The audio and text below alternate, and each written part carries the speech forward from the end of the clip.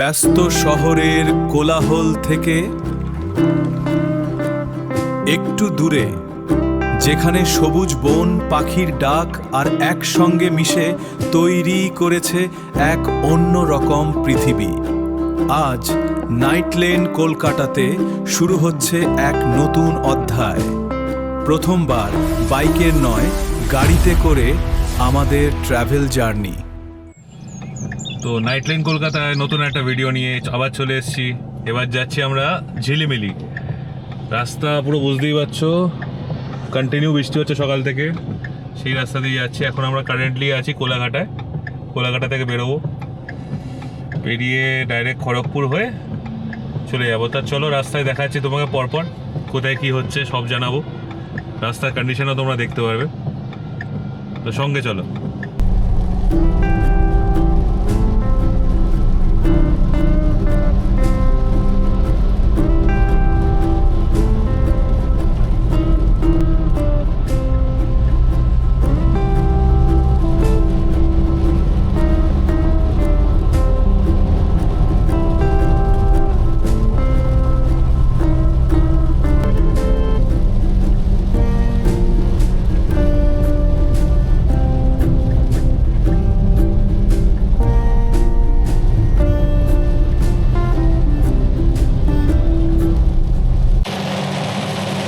Fantastic, রাস্তার condition খুবই ভালো, কিন্তু এই বর্ষার জন্য যেগুলো হয় মাঝে মধ্যে পটলগুলো পাওয়া যাচ্ছে। গাড়িতে বলতে অত অসুবিধা হচ্ছে না, কিন্তু রাস্তায় অনেকগুলো বাইক টাইক যাচ্ছে যারা রাইডে যাচ্ছে মনসুনে, তাদের আমি বুঝতেই পারছি কিরকম অসুবিধা হচ্ছে, কারণ আমিও বাইক চালাই। তো হঠাৎ করে একটা বড় পটল যদি চলে আসে খুবই প্রবলেম হয়। রাস্তা দেখতেই পাচ্ছে একদম পুরো মাখনের মতো, এখন বৃষ্টিটা জোরেই পড়ছে। বাইকার স্কুল রাস্তায় চলছে এখন। কিছুক্ষণের মধ্যে ডেবরা টোল প্লাজা পৌঁছাবো, ওখান থেকে তারপর খড়গপুর দিয়ে নেমে যাবো বাঁদিকে। বন্ধুরা, আমরা চলে এসেছি ডেবরা টোল, আর 1 কিলোমিটার দেখাচ্ছে সামনে, আমরা দেখতেও পাচ্ছি, আই থিঙ্ক তোমরাও দেখতে পাচ্ছ। এই টোলটার পরেই আমাদেরকে বাঁ দিয়ে নিয়ে নিতে হবে, যেটা খড়গপুরের ভেতর দিয়ে মেদিনীপুর হয়ে আমরা বেরিয়ে যাব। এই সামনে টোল। জ্যাম আছে না? সেরকম তো জ্যাম দেখতে পাচ্ছি না, কয়েকটা ট্রাফিক আছে।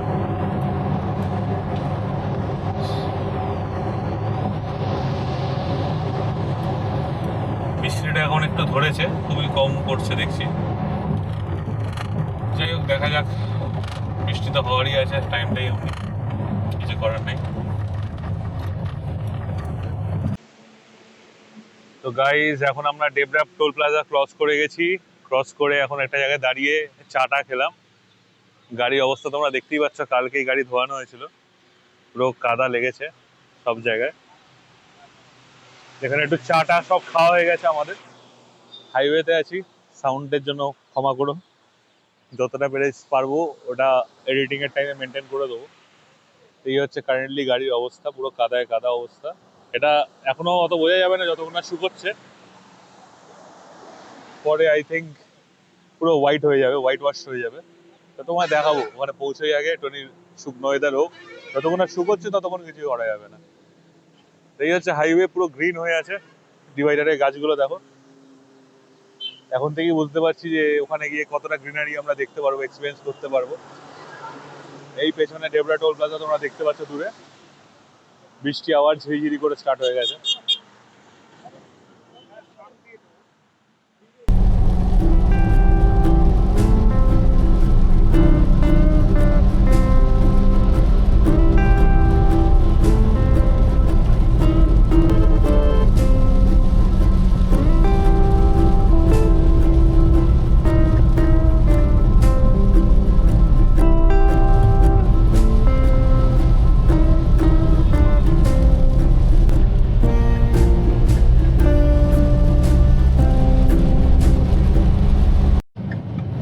এই যে ফ্রেন্ডস, আমরা এই বাঁদিক নিয়ে নিলাম, সোজা চলে যাচ্ছে খড়গপুরের দিকে।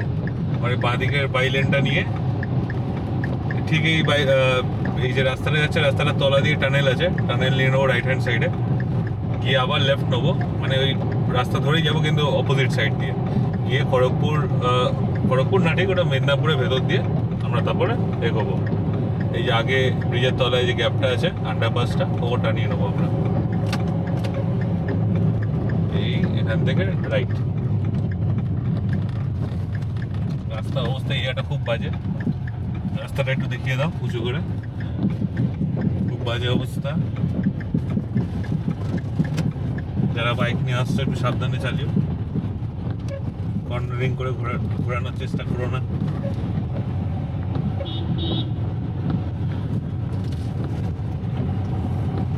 এখান থেকে লেফট নিলাম, আবার স্ট্রেট যাবো, গিয়ে আবার রাইট। দেখো ফ্রেন্ডস, রাস্তাটা শুধু দেখো, বাঁ দিকটা দেখো এবং ডান দিকটাও দেখো। ডান দিকটা তাও ক্ষেত আছে, বাঁ দিকটা পুরো জঙ্গল।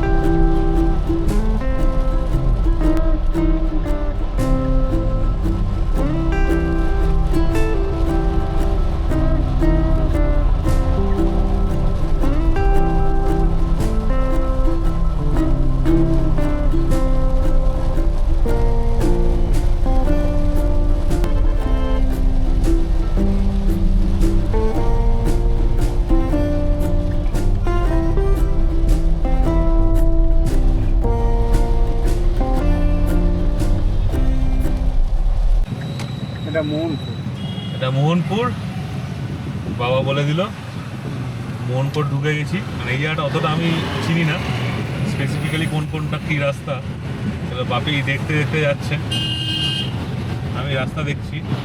সামনে আসছে কংসাবতী রিভার, ওটার ওপর দিয়ে আমরা যাবো। কোনো একটা ব্রিজ আছে, ব্রিজে করে বাঁদিকে পেয়ারা টেয়ারা বিক্রি হচ্ছে দেখলাম, কিন্তু এখন তো সকালে ফল খেলাম নেই, আর একটু কচুরি খেতে হবে। বহুত দিন ডায়েট করেছি, আজকে একটু ডায়েটটা ব্রেক করবো।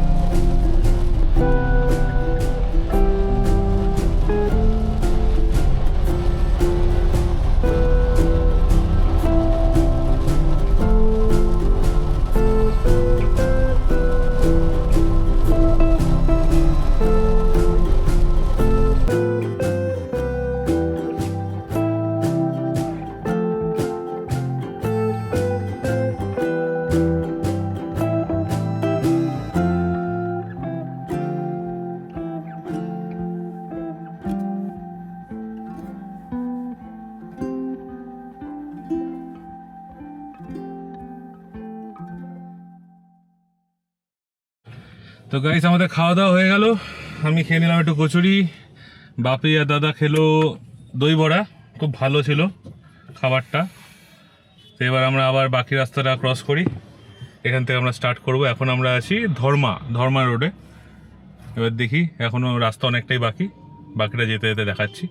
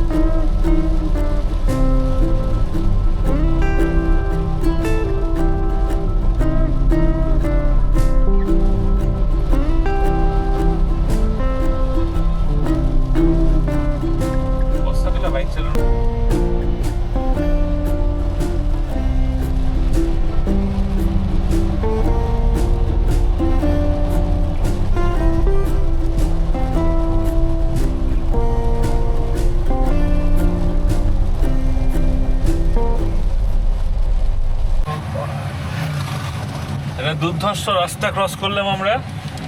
এই রাস্তার অবস্থা আমরা দেখাতে পারিনি, কারণ নিজেকে ধরতে ব্যস্ত ছিলাম। মানে একবার এদিকে হেলছি, একবার ওইদিকে হেলছি। বিশাল বাজে রাস্তা, দেখতেই পাচ্ছি। এখানে গর্তটা দেখো, এই গর্ত, এরকম গর্ত, পরে এরকম গর্ত, তার মধ্যে আবার বাম্পার। এখন আপাতত পলাশবনির মধ্যে দিয়ে যাচ্ছি, বেশি দূর না, আর দেখাচ্ছে 72 কিলোমিটার। দেখা যাক।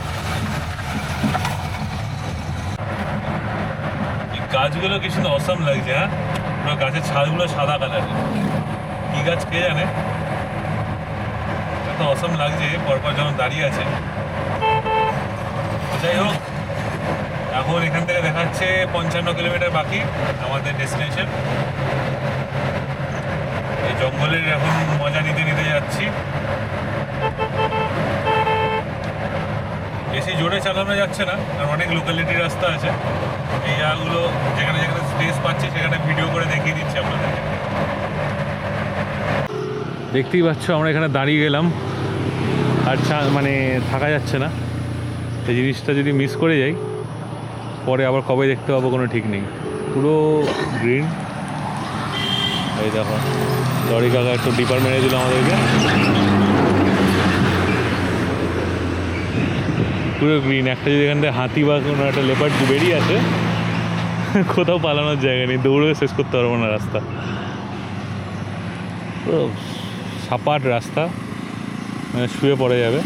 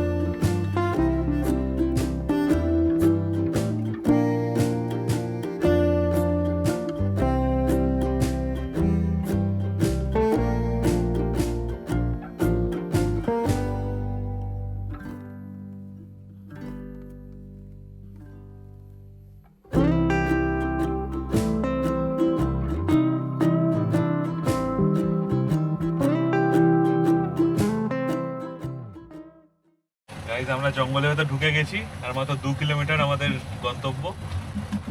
পুরো জঙ্গলের মধ্যে দিয়ে এখন 3 কিলোমিটার আমাদের চালাতে হবে। তাও ভাগ্য ভালো পিচের রাস্তা। মাটির রাস্তা হলে বর্ষাকালে অবস্থা খারাপ হয়ে যেত, এনি টাইম চাকা টাকা আটকে যাওয়ার চান্সেস ছিল, সেটা খুব ভয় পাচ্ছিলাম। লাস্ট টাইম যখন এসেছিলাম পুরো মাটির রাস্তা ছিল, এইবারে তো অনেকটাই বেটার। পিচের রাস্তা হয়েছে, হালকা পিচের রাস্তা। দু সাইডে জঙ্গল, বাড়িও আছে। কিছু দূর গিয়ে গিয়ে 300-400 মিটার পর পর একটা বাড়ি পাচ্ছে। তার সামনে ফার্মিং করেছে সবাই, মুরগির চাষ, শুয়োরের চাষ, ছাগল টাগল ভর্তি। শুধু সামনে রাস্তাটা দেখো একবার, সামনে রাস্তাটা দেখো।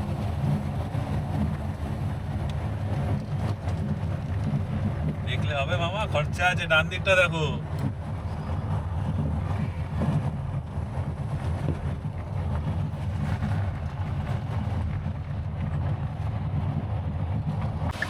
গাইস ফাইনালি আমরা এসে গেছি হোটেল ডলফিন রিসর্ট, বনপলাশি। ভেতরে ঢুকছি, সুন্দর বাগান করা, সাজানো না, মানে কৃত্রিম ঠিক না, ন্যাচারালি তৈরি হয়েছে পুরোটা। খুবই সুন্দর একটা জায়গা, অনেকটা বড় প্রপার্টি, অনেক বড়। আমি ছিলাম এইখানে ক্যাম্প করে আগেবার, এই জায়গাটা ক্যাম্প করেছিলাম। আচ্ছা, অনেক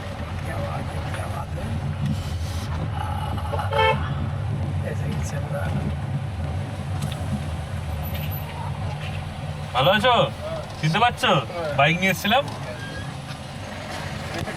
ঢোকার সাথে সাথে চলে এসছে লেমন ড্রিঙ্ক, কোল্ড ড্রিঙ্কস বলে, তাই না? স্প্রাইট। তো এটা আমরা খাবো এখন। গলাটা অনেকক্ষণ ধরে শুকিয়েছে।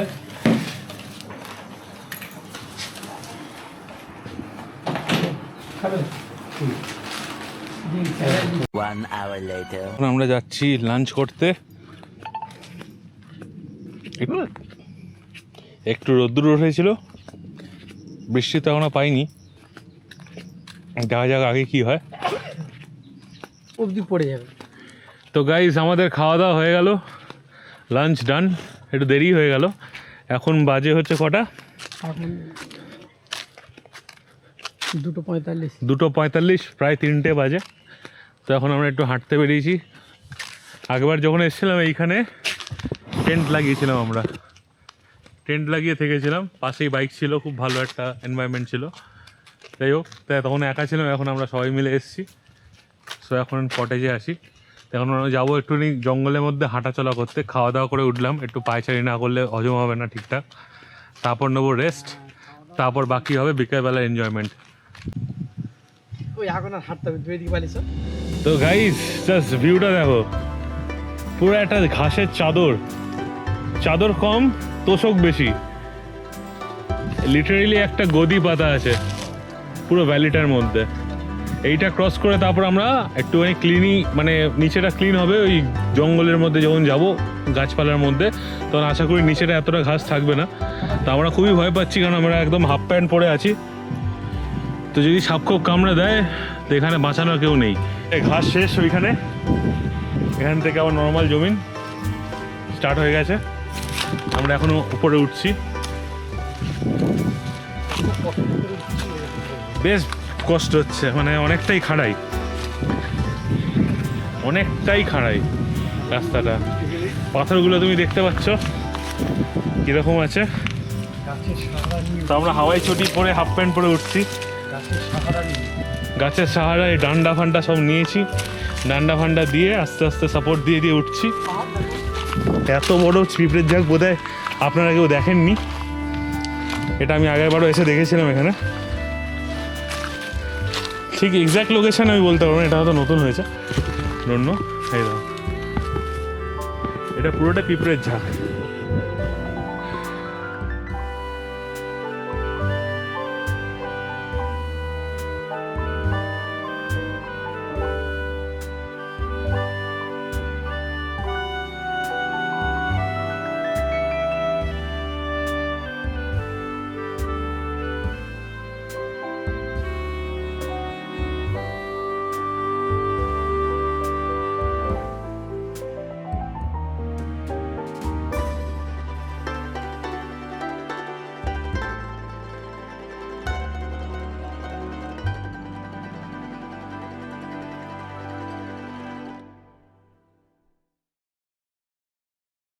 এই টাইম সাপ পিঁপড়ে সবই কামড়াচ্ছে। সাপ তো কামড়ায়নি, পিঁপড়ে অলরেডি কামড়ে দিয়েছে। সাপের জন্য ওয়েট করতে চাই না। তো আমরা এবার আস্তে আস্তে নিচের দিকে নামবো, রেস্ট নেবো একটু, তারপর আবার সন্ধ্যেবেলা তোমাদের দেখাবো আমরা কি করি। যেতে হবে এই ঘাসের মধ্যে দিয়ে, একটাই টেনশন সাপের। তো দেখি ওই দিকটা মনে হচ্ছে একটুখানি হালকা আছে ঘাস, ওই দিক দিয়ে যাওয়ার চেষ্টা করব।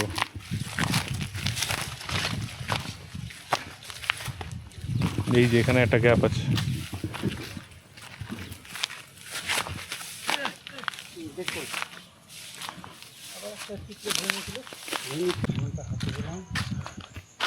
এসে গেছি এই হোটেলের এন্ট্রেন্স, সবাই আসছে। আমরা জীবনটা হাতে পেলাম। জীবনটা হাতে পেলাম, সত্যি কথা। অনেকটা হাইটে উঠে গেছিলাম, না আসলে বুঝবে না। চলো গন্তব্য, চলো এবার যাই রুমে গিয়ে একটু রেস্ট নিই। সকাল থেকে অনেক ভোরবেলা সবাই উঠেছি, অনেকটা রাস্তা ড্রাইভ করেছি, অনেকটা রাস্তা জার্নি করেছি। এবার গিয়ে একটু রেস্ট নিতে হবে, রেস্ট নিয়ে আবার সন্ধ্যেবেলা থেকে এনজয়মেন্ট স্টার্ট। দুটো দিনেরই ব্যাপার। সানডে আমরা ব্যাক করছি এখান থেকে। তোমাদের আরও কিছু দেখাবো, অনেক কিছু দেখানোর বাকি, অনেক অনেক কিছু দেখানোর বাকি। এইগুলো সব সিক্রেট জায়গা, চট করে লোকে আসে না। পুরো প্রপার্টিতে আমরা একাই আছি, আলাদাই একটা থ্রিল। হ্যাঁ, প্রায় 30 বিঘে জায়গা পুরো প্রপার্টিটা। তার মধ্যে একটা কটেজে আমরা আছি, একটা দুটো কটেজে আমরা আছি। ঝিলিমিলির দিগন্ত রেখায় দিনের শেষ আলোটুকু যেন নিঃশব্দে মিলিয়ে যাচ্ছে। বনভূমি এখন নতুন করে শ্বাস নিচ্ছে। আগুনের শিখার গহীন অরণ্যের নিস্তব্ধতে আমরা খুঁজে নিচ্ছি এক টুকরো শান্তি। তবে এই সফর এখানেই শেষ নয়। সন্ধ্যার এই একান্ত আড্ডা আর আগামী ভোরের অজানা রোমাঞ্চের অপেক্ষায়। ফিরছি পরের পর্বে, সাথে থাকুন।